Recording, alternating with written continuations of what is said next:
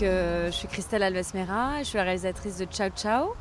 Et à mes côtés, il y a donc Loa Michel et Saul Michel qui sont mes enfants et qui sont acteurs dans le film. Bienvenue Christelle, bienvenue Loa, bienvenue Saul. On est très content de vous avoir ce soir. Moi, je voulais déjà commencer par te demander, Christelle, on a vu beaucoup de films de confinement cette année. Le tien est le seul qu'on ait vu qui se soit confronté à ce qui nous avait semblé être la question un peu centrale du Covid, la question de l'impossibilité du deuil à distance. Du coup, je voulais que tu me parles un peu de la genèse du film et de qu'est-ce qui t'avait amené, toi, à te confronter à cette question de façon si directe. Tu l'as un peu dit dans ta question, c'est-à-dire que au moment du Covid, on est tous enfermés face aux médias et quand je lisais la presse, en fait, ce qui m'a le plus émue et perturbée, c'est de lire justement ces récits de personnes qui perdaient des gens, notamment des personnes issues de l'immigration, qui ne pouvaient pas rapatrier les corps à l'étranger, et puis aussi des personnes françaises qui ne pouvaient pas voir les défunts à l'hôpital le fait que, en fait, dans la civilisation, c'était bien la première fois que le rituel de la mort, il était impossible, il était devenu impossible. Alors ça me touchait de mes lectures, mais surtout, il y a eu ensuite un événement, une femme de mon village, je suis d'origine portugaise, qui décède pas du Covid, mais bon, décède comme on décède dans la vie, quoi, mais qui décède dans ce contexte et qui, du coup, se retrouve vraiment on a l'impossibilité de rapatrier son corps au Portugal et ça a duré des mois et j'ai pu suivre le récit de ses enfants et l'émotion que ça suscitait. Et du coup, ça me paraissait... en fait, c'était vraiment comme une nécessité, tu vois, un geste comme ça qu'il fallait faire. Et puis j'avais mon père en plus qui était isolé au Brésil. Et en fait, dans cette situation et avec... le père de mes enfants, c'est aussi le chef-op avec qui je travaille. Donc c'était pas trop compliqué de fabriquer un film dans ce contexte-là. Et on s'est dit, on va le faire. Un film avec une légèreté de production et de fabrication. Et il fallait vraiment aborder ce sujet. Voilà. Par rapport à... Je me suis demandé ce qui inscrivait le film dans ton parcours. Il m'a semblé qu'en fait, on retrouvait une question que tu as beaucoup traitée dans tes films précédents, qui sont aussi passés par Silhouette.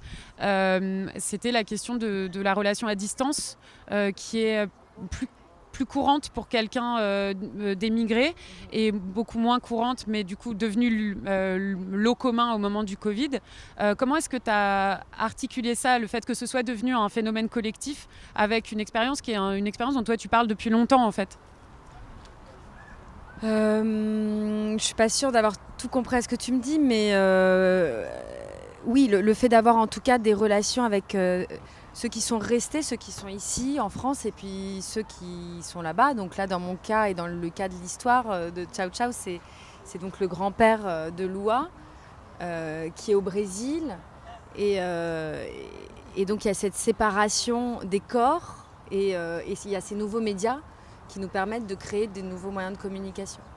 Mais je crois que avant tout, j'ai l'impression que ce film, là où je vais le plus loin par rapport à ce que je recherche depuis quelques années, c'est la frontière, enfin l'abolition de la frontière là, entre la réalité et la fiction. Parce que la famille a toujours été très présente, mais là, elle est vraiment au premier plan, c'est-à-dire que c'est moi, c'est mes enfants, c'est mon père, et on joue un rôle. Et je tue mon père, en fait, il meurt. Et c'est comme un... Comment dire? Ce qui m'intéressait, c'était de questionner vraiment la question autobiographique, enfin que le spectateur soit troublé sur la question de ce qui est vrai et ce qui est faux, et de se dire, à un moment donné, on ne sait plus où est l'autobiographie ou pas, et d'abolir complètement cette frontière entre réel et fiction. Et ça, c'est un truc c'est une obsession, et parfois je me dis, mais pourquoi cette obsession? Qu'est-ce que je recherche en faisant ça? Et je crois que c'est un peu expérimental dans le sens où je me dis, tiens, quand le public, on lui enlève un cadre, c'est-à-dire le cadre de ce que devrait être une fiction, et qu'il ne sait plus ce qu'il regarde, parce que je crois que quand on voit le film, on ne sait plus ce qu'on regarde. Est-ce qu'on regarde une vraie histoire? Est-ce que c'est...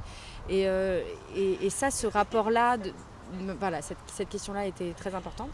Et puis après, c'est quand même pas rien aussi de mettre en scène la mort de son propre père. Donc il y avait un retour un peu primitif comme ça à l'outil cinéma, qui serait une façon d'exorciser les sorts dans un moment où on comptait nos morts, où on était tous assez angoissés sur la perte de nos proches, où la question du deuil nous a tous à un moment donné questionnés. Je crois qu'on n'a jamais autant parlé de la mort, qui est quand même un sujet tabou, qu'on aborde peu, qu'à ce moment-là. Et donc ça m'a donné une certaine liberté de me confronter à cette question de façon plus, même très directe. Et aussi par le manque de moyens. C'est-à-dire c'est un film fabriqué avec une petite caméra à la maison. Donc cet aspect un peu plus brut de l'esthétique aussi renforce cet aspect un peu documentaire qui est trouble. Et puisqu'on parlait de famille, j'aimerais bien, Loua, que tu me dises déjà si ça t'a plu de tourner avec ta maman, si ça t'a plu de tourner en famille. Et dans un second temps, j'aimerais bien que tu me dises ce qui est pour toi pareil et ce qui est différent avec l'autre film qu'on montre aussi ce soir et dans lequel tu joues aussi, mais cette fois-ci pas du tout avec ta famille. Donc qu'est-ce qui t'a le plus plu, qu'est-ce qui t'a plu, qu'est-ce qui t'a pas plu? Voilà, si tu peux un peu me parler de ça. Dans un premier temps, oui, j'ai vraiment aimé tourner ce film avec maman, Saul et puis mon papa. Et dans un second temps, je sais pas trop lequel j'ai le plus plu entre le film Ciao Ciao et Palma.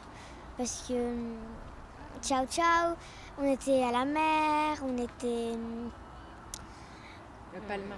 Oui, Palma, on était à la mer, on était dans un autre pays. Alors que Ciao Ciao, c'était chez moi, avec ma famille. Je sais pas trop lequel m'a plus plu. Est-ce que tu as des choses qui t'ont pas plu de faire dans Ciao Ciao?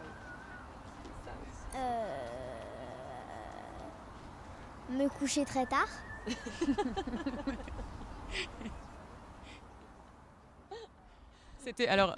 Qui t'a fait te coucher très tard? Christelle ou Alex? Dis-nous la vérité. Ouais, parce que sur Palma aussi, tu avais des nocturnes, effectivement. Et c'était plus amusant, peut-être. Je sais pas. Les deux. Pas très très tard, mais pas non plus à 18h. Ok, je comprends. Et est-ce que vous pouvez nous parler toutes les deux juste rapidement de ce que tu vas faire après, de ce que vous allez faire après dans les temps qui viennent? La dernière fois que tu étais venue, tu nous avais parlé d'un projet de long métrage. Est-ce que Loua, tu veux rejouer dans des choses? Voilà, dites-nous un peu. Vas-y. Raconte. Je sais pas trop. J'aimerais bien continuer de faire des films, mais sans trop en abuser non plus. Parce que j'ai aussi envie d'avoir une vie en commun, par exemple 1 an tout court sans avoir le film au milieu. Voilà.